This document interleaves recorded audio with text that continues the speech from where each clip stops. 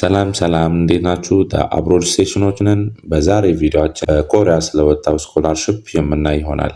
የ2026 የደቡብ ኮሪያ መንግስት የድህረ ምረቃ ስኮላርሺፕ አውጥቷል። ይህ ስኮላርሺፕ በዓለም ላይ ካሉ ከፍተኛ የገንዘብ ድጋፍ የሚደረግላቸው ትምህርት እድሎች አንዱ ነው። ለዚህ ስኮላርሺፕ አፕላይ ለማድረግ ዋና ዋና መስፈርቶች ተብለው የተቀመጡት በአንደኛ ዜግነት አመልካቹ አፕላይ የሚያደርግ ሰው ወይ ወላጁ የደቡብ ኮሪያ መሆን የለባቸውም። ከዛ ቀጥሎ የአመልካቹ እድሜ ከ40 ዓመት በታች መሆን አለበት።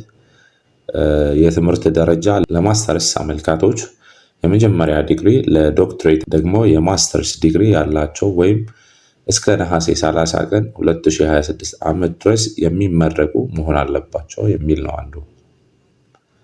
ከዛ ቀጥሎ የውጤት አማካኝ ነው። ካለፈው የትምህርት ተቋማት ወይም ከተማርንባቸው ተቋማቶች ትምህርታችን ላይ ከ80% በላይ ያመጣን ሰዎች መሆን አለብን ማለት ነው።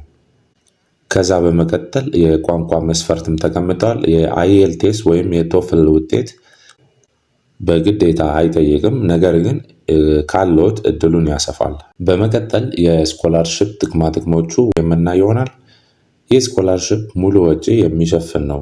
የሚሸፈኑ ወጪዎች የበረራ ትኬት፣ የደርሶ መልስ ትኬት፣ የትምህርት ቤት ክፍያ፣ ከዛ ቀጥሎ ወርሃዊ ድጎማ በየወሩ ለኑሮ የሚሆን እስከ 1 ሚሊዮን የኮሪያን ገንዘብ የሚያክል ይሰጣቸዋል። ለአንድ ዓመት የሚቆይ የኮሪያ ቋንቋ ስልጠና ወጪ ተሸፍኖላችሁ የምትማሩ ይሆናል።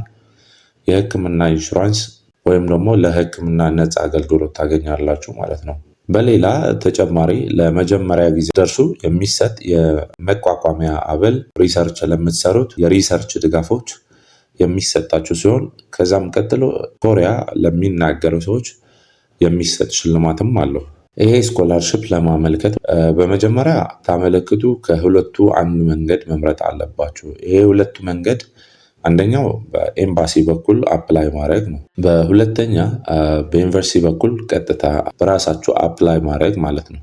ግና ከዩኒቨርሲቲዎቹ ወደ አንዱ ብቻ ነው አፕላይ ማድረግ የምትችሉት። ይህን ስናደርግ ግን አንድ መርሳት የሌለብን ነገር አለ። ይህም ሙሉ ጤንነት ያለን ሰዎች መሆን አለብን። የግድ የነሱ ምርመራን ማለፍ አለብን። ከዛ በመቀጠል አስፈላጊ የማመልከቻ ቅጾች ወይም ደግሞ ፎርም መሙላት ያለብን ነገሮች አሉ። እነዚህ ፎርሞች አንደኛ ፎርም 1 ወይም አፕሊኬሽን የግል መረጃዎች የሚሞሉበት ነው። በሁለተኛ ፐርሰናል ስቴትመንት ስለ ህይወቱ፣ ለምን ኮሪያ መማር እንደምንፈልግ፣ ስለ ዓላማው የሚጻፍበት ፎርም ማለት ነው። በሶስተኛ ስታዲ ፕላን የምንጽፍበት ፎርም ነው። በአራተኛ የሪኮሜንዴሽን ሌተር የምንሞላበት ፎርም ነው። በመቀጠል የዲግሪ እና ትራንስክሪፕት ኮፒ በውጭ ጉዳይ ሚኒስቴር የተረጋገጠ መሆን አለበት። በመቀጠል ያው ዜግነት አፕሩቭ የሚያደርግ ቫሊድ የሆነ ፓስፖርት መያዝ አለብን ማለት ነው። እነዚህ ፎርሞች ስንሞላ በጣም አስፈላጊ ተብለው የተቀመጡ መስፈርቶች መሃል ናቸው። በመቀጠል የአፕላይ ስናደርግ የዴድላይኖች አሉት።